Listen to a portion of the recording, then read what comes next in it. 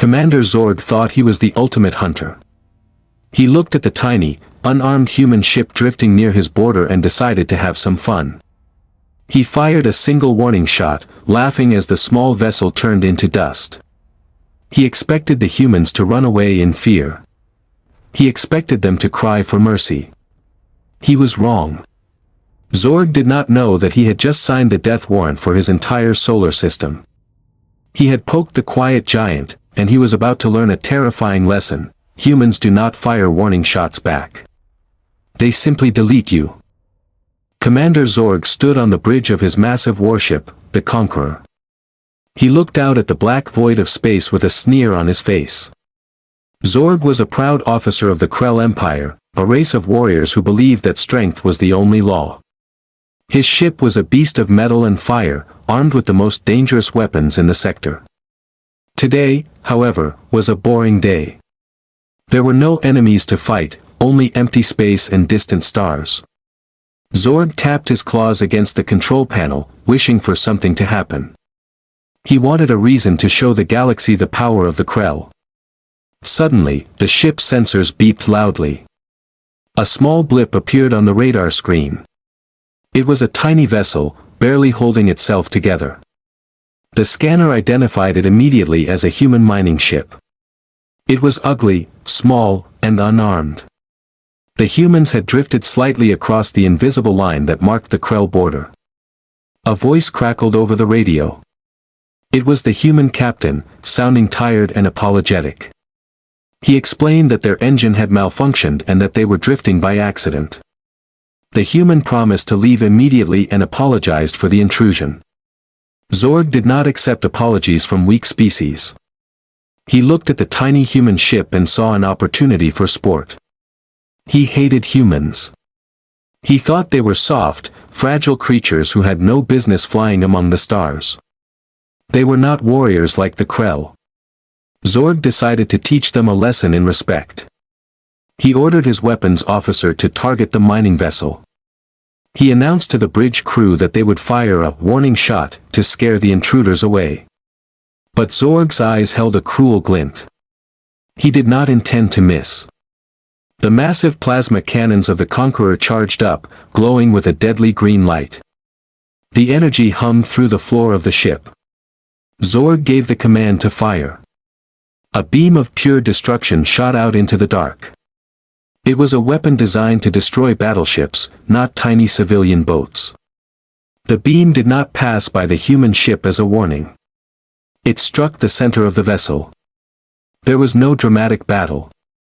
There was no chance for the humans to scream. In a microsecond, the mining ship simply vanished. It was vaporized instantly, turned into nothing but floating dust and atoms. Zorg laughed loudly, the sound echoing off the metal walls. He joked that his aim was a little off, calling out a sarcastic "oops." The crew chuckled nervously along with him. Zorg felt powerful. He believed he had shown the humans their place. He expected the human government to send a message of fear or to file a quiet complaint. He stared at the empty spot where the ship used to be, waiting for the reaction. He did not know that he had just made the last mistake of his life. He had not just poked a bear, he had woken up a monster.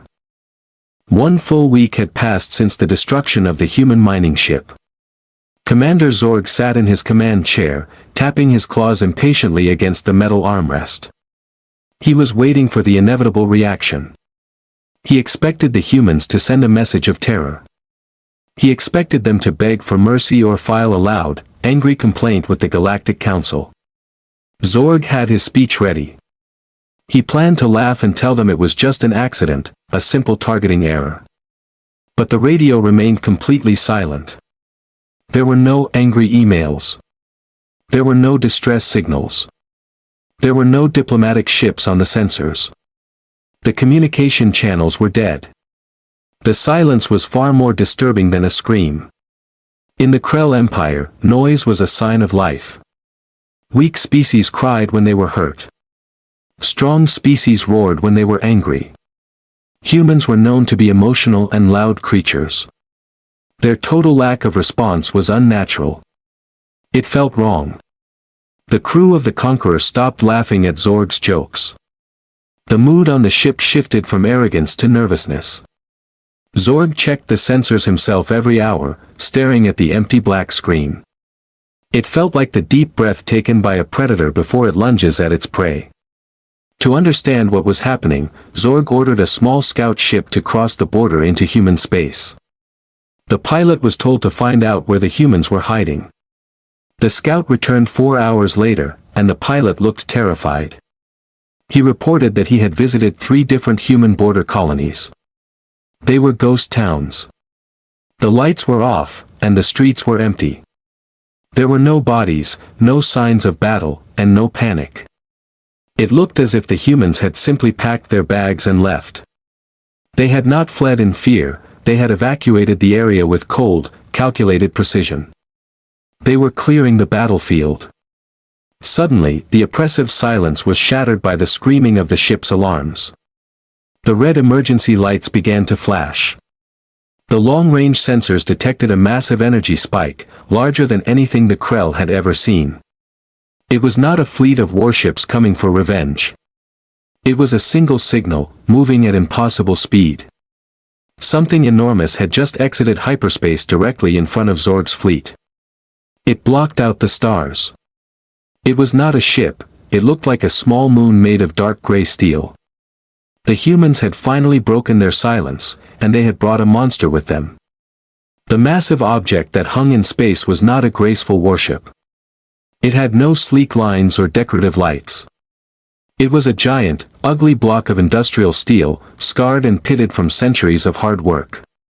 The Krell sensors identified it as a class of ship they had never seen before.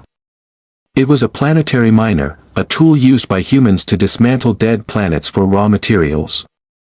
The humans called it the Eraser. It dwarfed Commander Zorg's entire fleet, casting a long, terrifying shadow over his ship. For the first time in his life, Zorg felt small. The arrogance drained out of him, replaced by a cold knot of dread in his stomach. A transmission finally broke through the static. It was not a screaming general or an angry politician. A synthetic, robotic voice filled the bridge of the Conqueror. It spoke without emotion, stating that because Zorg had fired on a civilian vessel, all diplomatic protections were now gone. The voice announced that remedial action was starting immediately. Zorg shouted back into the microphone, demanding they leave Krell territory or face destruction, but the human machine ignored him completely. It treated him like a buzzing fly, too insignificant to even acknowledge. Zorg, panicked and desperate, ordered his fleet to open fire. Hundreds of plasma cannons and missiles launched toward the human giant. Explosions blossomed across the gray hull, bright and violent. The crew cheered, thinking they had won. But as the smoke cleared, the human ship emerged completely unscratched. Its shields were not designed for war, they were designed to withstand the heat of dying stars and the impact of asteroids. The Krell weapons were like rain falling on a mountain. The human ship didn't even bother to raise its defense levels. Then, the unthinkable happened. The human ship did not return fire. It did not launch fighters or shoot lasers at Zorg's fleet. Instead, it slowly turned its massive engines, pushing past the Krell warships as if they weren't there. It aligned its massive front cannon, a dark tunnel of metal, directly toward the center of the solar system. The humans were not aiming at the enemy ships. They were aiming directly at the Krell's sun. Commander Zorg stared at the main screen, his brain refusing to accept what he was seeing. The human machine was not preparing to fight his fleet. It was ignoring them entirely. Its massive barrel was locked onto the bright yellow star that warmed the Krell home system. A wave of pure, cold terror washed over Zorg. He realized that the humans were not interested in a standard space battle. They were not trying to destroy ships, they were trying to execute the solar system itself. Zorg screamed at his pilot to intercept the enemy, but his voice sounded thin and weak. The Krell fleet was like a swarm of mosquitoes trying to stop a freight train. They were completely irrelevant to the disaster that was about to happen.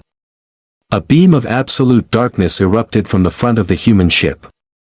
It was not a laser or a plasma bolt.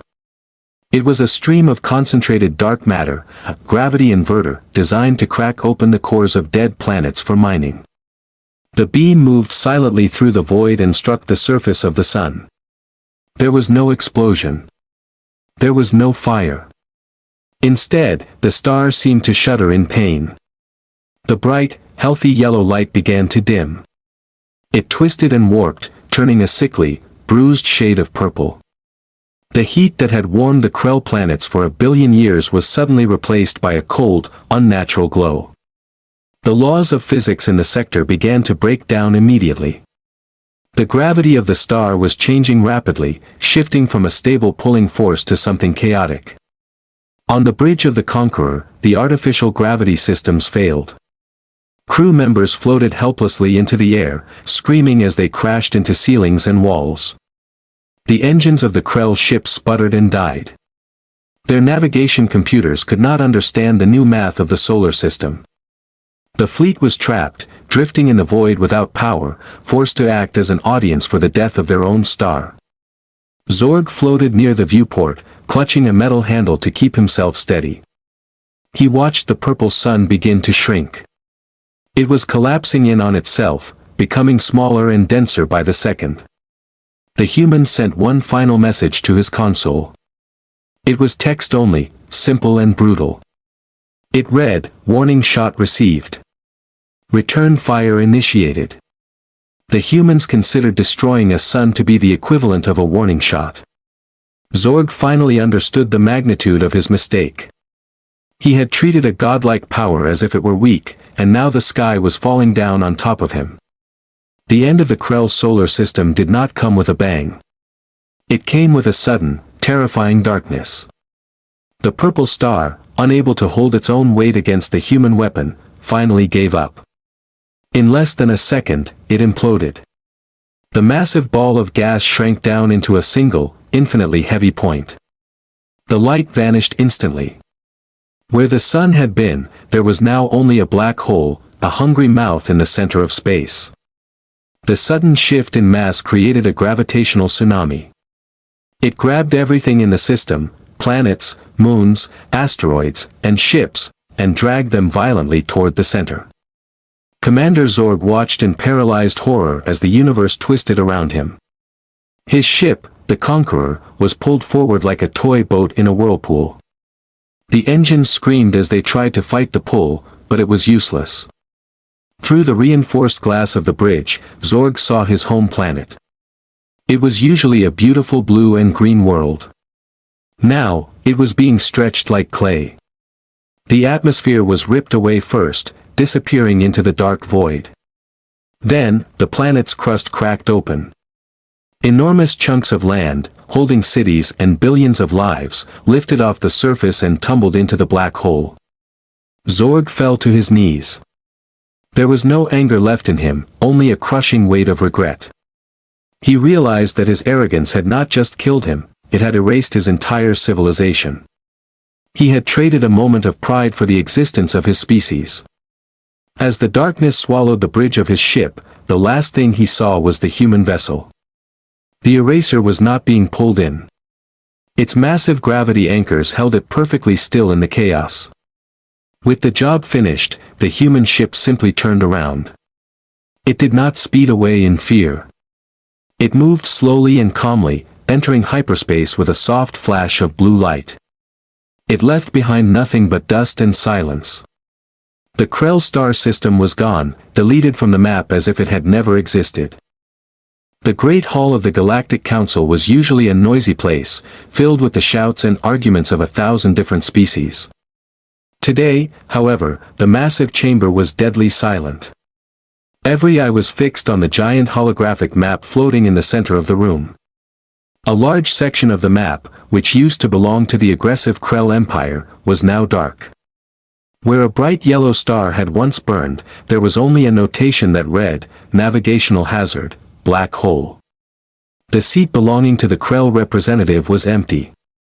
The proud warrior race had not sent a diplomat to complain. Instead, the remaining Krell colonies had sent a desperate message of unconditional surrender. They were terrified that the humans might decide to delete another star. The heavy doors of the chamber slid open with a soft hiss. The council members flinched, expecting a human general covered in armor or a warrior shouting threats. Instead, a single man walked in.